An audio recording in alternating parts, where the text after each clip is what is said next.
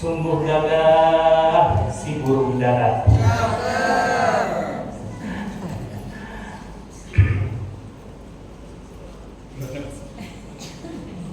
Jambul berwarna sebagai hiasan kepala. Sungguh mulia orang yang bekerja karena dia dapat menghiasi diri pun dapat terhindar dari sifat homa. Alhamdulillah. Kenapa temanya sekarang berubah menjadi homa? Karena memang hikmah yang nomor 60 dari hikam yang disusun oleh Tuan Syekh Ibnu Waqul ila As-Sakandari ini menyiratkan pada kita sekalian dan mewanti-wanti kepada siapapun yang mengkaji kitab-kitabnya, khususnya kitab Al-Hikam ini, untuk menghindari sifat yang sangat tercela. Sifat apa? Sifat kayaknya ini sifat jarang terdengar ya. Jarang didengar karena memang ibu-ibu gak pernah terhinggapi penyakit ini, macet luar biasa ini. Apa sifatnya? Sifat tomak. Apa katanya Bu? Tomak. Kalau di bahasa Indonesia kan walaupun sejenis tapi tidak sama, itu tamak. Nah betul, tamak.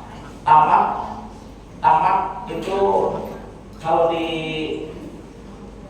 iya beda maksudnya hampir Melayu jenis tapi tidak sama. Tamak itu lebih cenderung kepada rakus, tapi kalau tamak itu sebenarnya diambil dari kata bahasa tomak. Tomak itu mengharapkan segala sesuatu dari orang lain. Nah, orang lain itu berharap, mudah-mudahan saya dikasih. Itu namanya tomak, sekalipun itu bersifat umum. Maksudnya orang yang sudah akrab luar biasa, tapi ada pengharapan bahwa orang tersebut mau ngasih kepada saya. Itu yang disebut dengan tomak. Nah, Tuan Syekh Ibnu Athaillah sangat mewanti-wanti kepada murid dan kepada siapapun yang mengkaji kitab-kitabnya untuk menghindari sifat tomak. Karena tomak ini khusus ya hanya diperuntukkan bagi seseorang yang sangat berharap hanya kepada Allah. Tomak kepada Allah memang harus. Dan tomak di sini kalau kepada Allah ada rangkaian-rangkaian tertentu, ada silabus tertentu dan juga formula tertentu. Dan ini karena saking umumnya harus melaksanakan formula tersebut, maka dicantumkan di dalam surah kira-kira surah Al apa ya? Luar biasa. Al-Maidah kepanjangan. Yang paling umum, kira-kira surah apa? Nggak tahu dah katanya kamu. Surah Al-Fatihah. Subhanallah. Ini karena saking umum, maka Allah menginginkan bahwa orang yang meminta kepada Allah harus melalui proses ini. Apa itu? Kira-kira ayat apa? Iyyaka na'budu. Oh, subhanallah. Setelah diungkapkan satu kalimat, ibu langsung semuanya ya. Iyyaka na'budu, hanya kepada-Mu lah ya Allah kami menyembah. Wa iyyaka nasta'in, dan hanya kepada-Mu lah ya Allah kami memohon pertolongan. Ibu, di dalam literatur bahasa Arab ada keunikan tersendiri. Lafaz iyyaka dengan na'budu beda. Iyyaka na'budu dengan diawali oleh lafaz iyyaka. Apa perbedaannya?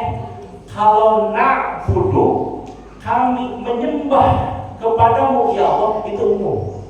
Kenapa umum?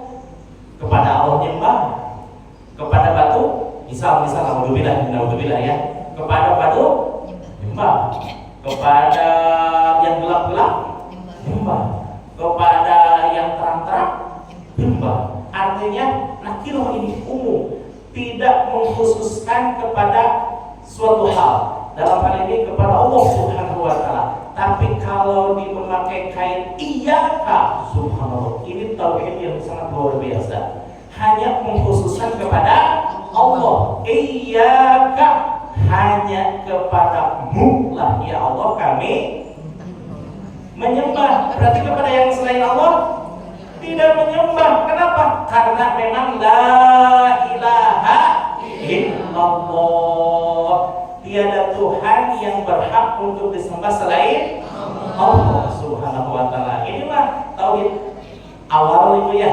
Insya Allah semuanya juga sudah paham, semuanya sudah meyakini, dan semua menguasai. Karena memang tauhid di awal yang memang ini adalah secara umum dilaksanakan oleh semuanya. Nah, kalau seandainya ibarat kata begini Ibu, ada orang tua yang memiliki putri gadis gitu ya.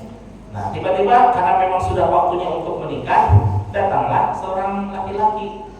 Nah, mau apa? Tujuannya ke sini. Masya Allah Bu, saya mencintai putri Ibu. Kira-kira kalau ada laki-laki mengatakan mencintai putri Ibu diterima nggak? Lihat dulu. Misalkan ini laki-laki soleh, sudah bekerja, punya kepribadian, maksudnya rumah pribadi, motor pribadi.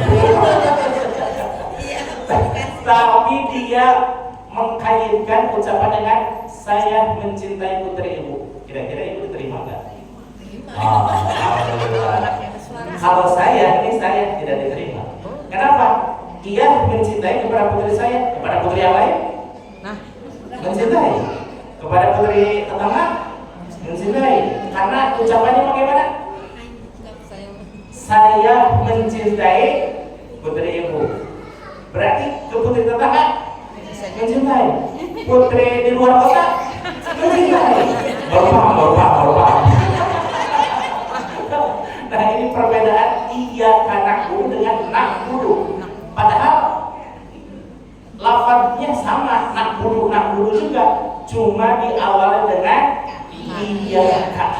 Hanya kepadamu lah ya Allah kami menyembah. Berarti kalau ada orang yang mencintai putri Ibu diterima tidak? Sekarang belum. Bisa paham sekarang ya? Alhamdulillah. Tapi kalau tiba-tiba orangnya soleh, suka ikut majelis duha misalnya, sudah punya pekerjaan, kemudian lama di pondok pesantren dan lain sebagainya, pokoknya ideal bagi pasangan untuk putri kita. Dan mengawali ucapannya dengan Ibu, mohon maaf kalau seandainya Ibu mengizinkan, insya Allah saya akan menyayangi hanya kepada putri Ibu. Gimana? Langsung diterima. Hanya kepada putri Ibu. Alhamdulillah. Nah, di dalam beribadah kepada Allah pun harus itu menjadi keyakinan bagi kita sekalian. Apa? Iyyaka na'budu, hanya kepadamu lah ya Allah kami menyembah. Kepada yang lain tidak sama sekali. Kepada benda-benda keramat tidak ya. Kenapa? Karena ketauhidan tidak bisa ditawar-tawar. Sekalipun nyawa harus menjadi taruhannya, seperti halnya Siti Masyitoh kata si Fir'aun ya, pilih sama ente apa ada nih?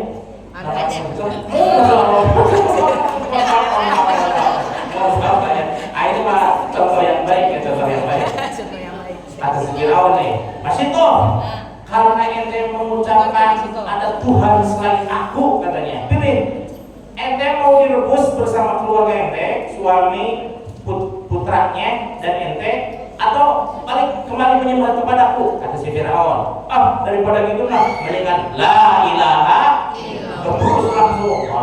Tapi langsung tercium aroma wangi sepanjang masa. Bahkan ketika Rasulullah SAW Isra Mi'raj, beliau dan Malak Jibril melintasi satu makam yang makam itu wanginya luar biasa. Nabi Muhammad bertanya kepada Malak Jibril, "Ya Jibril, makam siapa ini? Wanginya sangat luar biasa." Itulah makam Siddiq Masyitoh yang mempertahankan akidahnya, bertauhidnya kepada Allah walaupun harus meregang nyawa dengan keluarganya. Gitu ya. Nyawa mah tidak ada apa-apanya itu dibanding dengan ketauhidan kepada Allah. Insya Allah kita semakin kuat ketauhidan kita ya.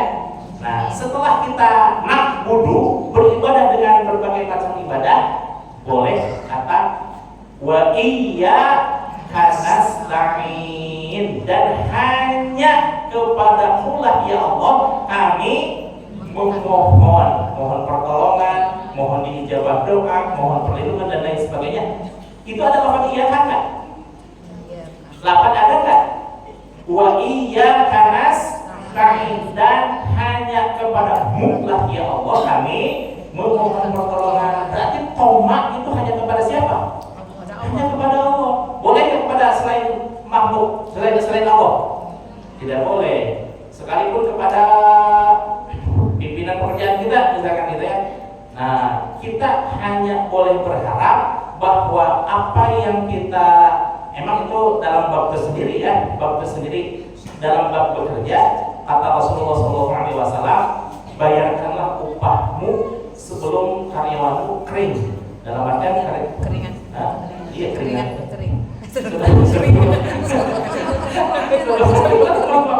Sebelum keringatnya kering. Nah, kering di sini dalam artian bukan harus cungcreng begitu bekerja begitu mendapatkan upah, tidak. Itu sesuai kesepakatan, ada harian, ada bulanan, ada bulanan. Kalau tahu boleh nggak? Oh, betul innalillah ya. Tidak boleh ya. Nah, jadi prinsip pertama kita harus beribadah kepada Allah. Yang kedua adalah memohon pertolongan hanya kepada Allah. Bagaimana dengan manusia? Subhanallah. Kepada manusia pun sama, jangan berharap. Jangan berharap hanya kepada Allah Subhanahu wa taala, kita hanya boleh berharap. Maka itu mohon maaf ya. Kadang saya tonjolin sesuatu biar orang tidak menaruh iba kepada saya. Tonjolin saya BHS-nya gitu. Kayak apa aja betonnya aja. Tonjolin bahwa saya rapi gitu ya. Tidak branded. Saya berkali-kali melihat mubalik itu kalau kayak gini mohon maaf. Branded. Aduh subhanallah. Terus sarungnya saya begini, kecil sampai merah gitu, Allah Akbar. Sampai orang kan ada keinginan untuk memberikannya. Nah, kadang saya secara sengaja ini mah bukan untuk pamer, bukan, untuk menjaga biar orang lain tidak menaruh iba kepada saya. Saya juga bisa beli sendiri kok gitu. Saya beli PH sendiri, saya beli sepeda sendiri, saya beli makanan sendiri. Nah, jadi orang itu merasa nyaman dengan kehadiran saya. Alhamdulillah, orang itu sudah hadir lagi. Alhamdulillah, tidak minta apa-apa ke saya gitu. Nah, alhamdulillah, dengan menjaga sikap bahwa kita menghindari sifat lemah, insya Allah kita akan mulia di hadapan Allah, terutama mulia pula di hadapan manusia.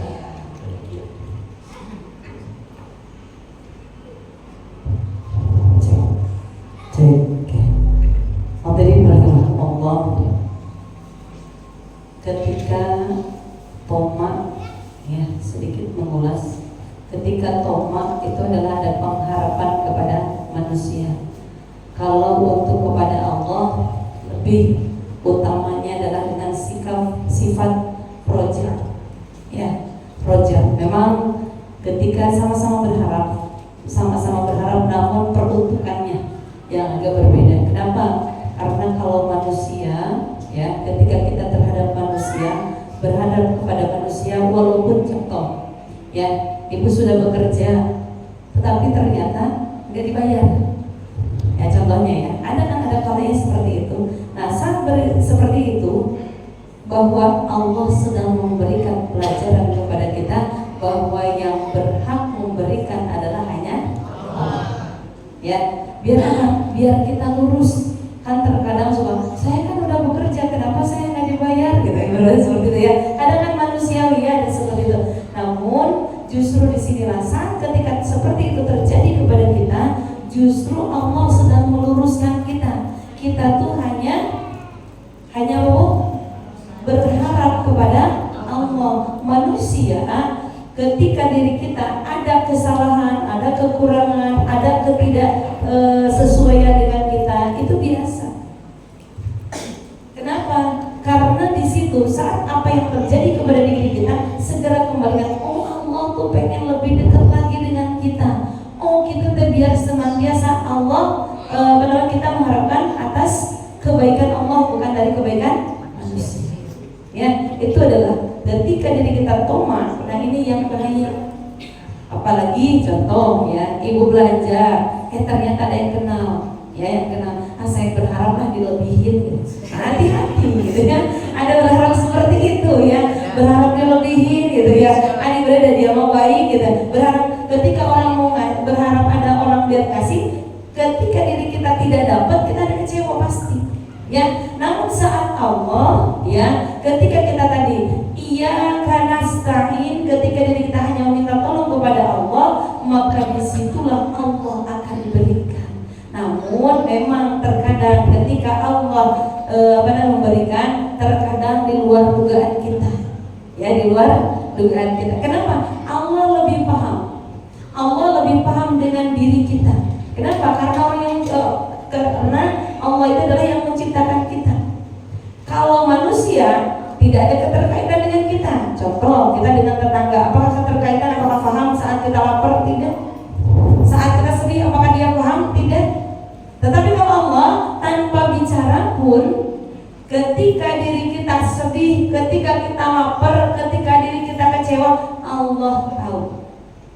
Coba kalau kita sama manusia, ya kalau kita nggak ngobrol nggak bakal tahu, ya kan?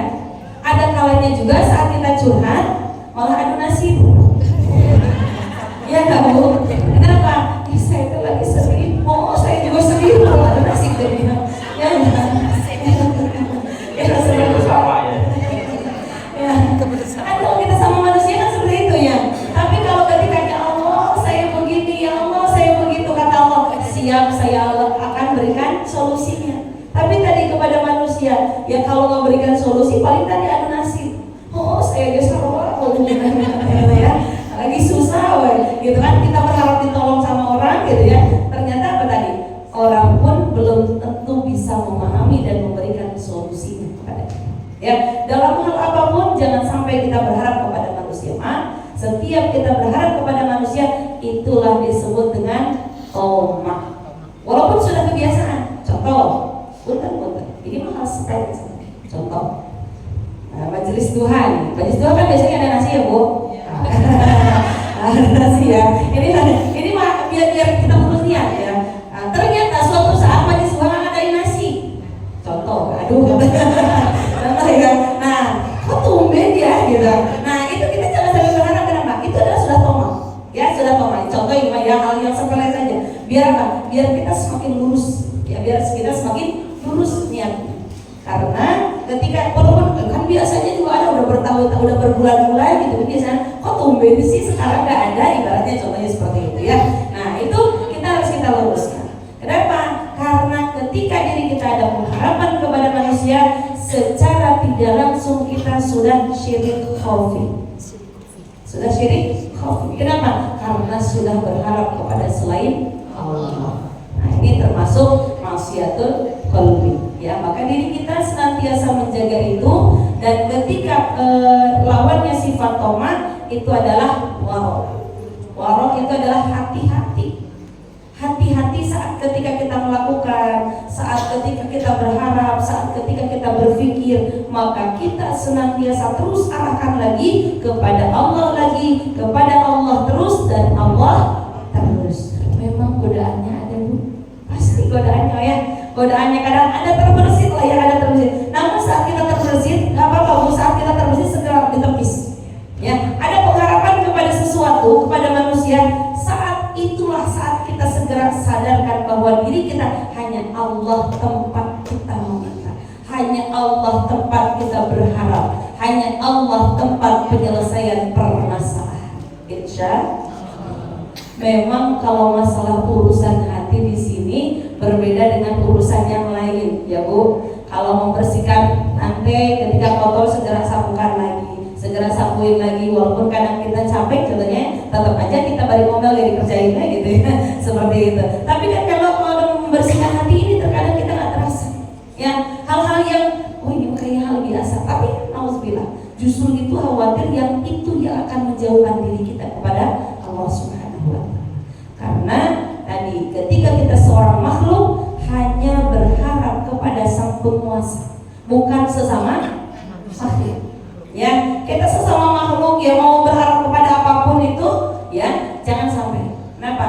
Kita sama-sama derajatnya, levelnya sama dengan makhluk. Tetapi kalau diri kita berharap kepada Sang Penguasa kita, yaitu adalah Sang Pencipta kita, Sang owner diri ini, maka silahkan sebesar-besarnya berharap kepada Allah. Kalau Allah itu pasti akan memberikan solusinya, dan Allah pasti akan memberikan yang terbaik, insya Allah. Ya, maka ini masuk ke maksiatul, kemarin kan kita sudah bahas maksiatul ain ya. Ini kita masuk ke maksiatul lisan. Wa min ma'asil lisani, dan di antara maksiat lisan adalah menggunjing. Apa Bu? Menggunjing. Menggunjing itu apa? Menggunjing apa? Menggunting. Menggunjing, ya. Ngomongin orang. Nah, ngomongin orang, nah, ngomenin orang, ngomen ya, berkomen. Nah, menggunjing di situ adalah komen, ya. Kalau ketika diri kita salah satu maksiatul lisan itu adalah berkomen. Bagaimana kan berbicara berarti berkaitannya. Bagaimana ketika diri kita ngomenin orang, orang cantik dikomenin, orang gak cantik dikomenin, ibaratnya begitu ya. Nah, seperti itu, itulah yang harus kita hindari. Saat ketika diri kita yang perlu diurusi bukan orang lain, yang harus diurusi siapa? Diri sendiri. Komen kepada diri boleh, ya. Ngomongin diri sendiri tapi ke sendiri, dan orang lain. Bagaimana caranya? Ya Allah, kok saya susah banget saya belajar ya. Ya Allah, saya kok susah banget ya untuk ikhlas. Kok saya susah banget ya saya untuk ada seperti ini. Silakan ngomongin diri sendiri, berarti kan kepada siapa? Kepada Allah. Boleh kepada diri sendiri sambil ngomong, silakan. Yang penting tidak boleh kepada orang lain. Kenapa? Kalau kepada orang lain, seandainya itu benar, akan menjadi ghibah. Ketika komen saat itu benar adanya, maka akan menjadi ghibah. Ngomongin dosa sama. Dan kalaupun seandainya itu tidak benar, maka akan menjadi Fitnah. sama nggak berdosa? Sama-sama dosa, berat. Ya, maka diri kita cukup falyakul khairan aw liyasmut. Silakan berbicara kalau itu baik. Kalau tidak bisa, kalau tidak baik, tidak bisa memberikan kebaikan, khairan aw liyasmut, lebih baik diam. No comment. Ya, no comment. Kenapa? Kadang paling gampang Bu, lihat apa itu langsung komen tulisan itu gampang. Ya, Masya Allah, ini godaan banget, apalagi kita mau puasa. Ya, kan puasa apa Ibu yang berkaitan puasa? Yang awal itu kan lisan. Awalnya batal puasa itu dari lisan. Ibu minum, ibu makan itu kan dari lisan, ya kan? Itu kalau secara jasadiah. Kalau secara rohani, itu tadi ngomongin, gunjing. Ah saya masih yang mau nggak apa-apa kan ngomongin orang kan lagi puasa. Nanti maghrib aja ngomongin. Sama aja. Walaupun saya nunggu buka dulu, nanti kalau udah buka nggak apa-apa. Hello, tadi Amalia yang tadi kita capek-capek nahan, siang-siang, nanti malam dibuka dibongkar hilang habis. Saya, ya. Maka ini kita saat memang, aduh Masya Allah ya, ada aja. Momen.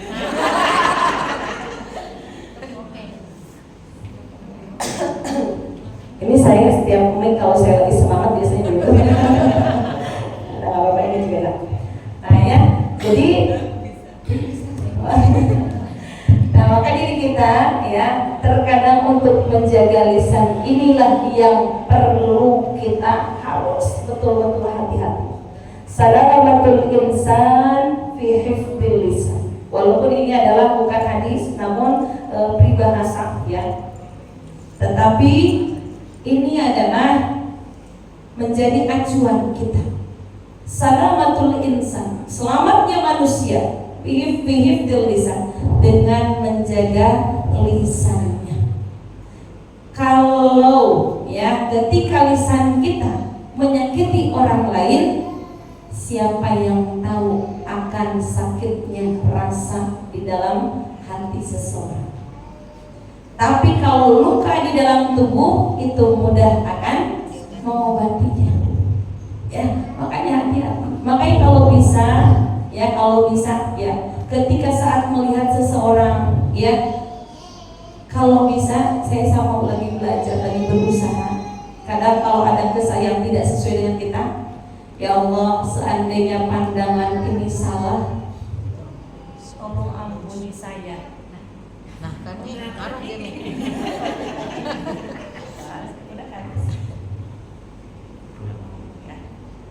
Nah, Ini mati juga. tidak boleh komen. Ini aja tuh menjaga aja takut saya salah ngomongnya. Mereka aja sudah tahu. Nah ya, jadi saat ini Bu contohnya oh si itu kok begitu ya sama saya. Emang saya salah apa sih? Benarnya saat seperti itu kita ada rasa seperti itu. Ya Allah, seandainya saya salah menilai, tolong ampuni saya. Dan kalaupun memang dia benar tidak suka sama saya, dan dia mungkin seandainya dia yang salah penilaiannya terhadap saya, tolong maafkan dia. Enak ngomong gitu. Ulang ya, enggak susah. Siap ya, sekali lagi. Ya, siap sekali lagi ya. Ya Allah, seandainya pandangan ini salah untuk menilai orang lain, tolong ampuni saya. Dan kalaupun seandainya orang lain menilai saya yang salah, maka tolong ampuni dia. Berat banget. Luar biasa. Berat banget nih. Update tulis status. Ya, kenapa? Karena ini yang paling penting kita. Biar apa? Biar kita nggak salah. Ya, saat kita salah minta ampun sama Allah. Jangan komen saya salah, kalian nilai dia nggak baik, ucap-ucap. Walaupun niatnya nggak untuk klarifikasi. Jadi salah. Itulah komandan saya ulang salah lagi. Ya. Nah, saat seperti itu kan kita kadang pengennya kan kita dinilai baik Bu, ya kan? Tidak ada orang yang pengen dinilai nggak baik, nggak ada biasanya. Kenapa? Kebanyakan manusia ingin terlihat baik. Ya, maka diri kita saat seperti itu, ya Allah, seandainya saya salah menilai orang lain, ya mungkin dia ketika dia cemberutnya, mungkin dia lagi pusing dan lain sebagainya, ternyata saya mungkin nyangkanya kepada saya. Seandainya prasangka ini salah, tolong bantu ya Allah, ampuni saya dan luruskan saya. Dan kalaupun memang dia seandainya dia yang salah, ya tolong maafkan dia. Enak Bu kalau udah begini seperti itu, ya.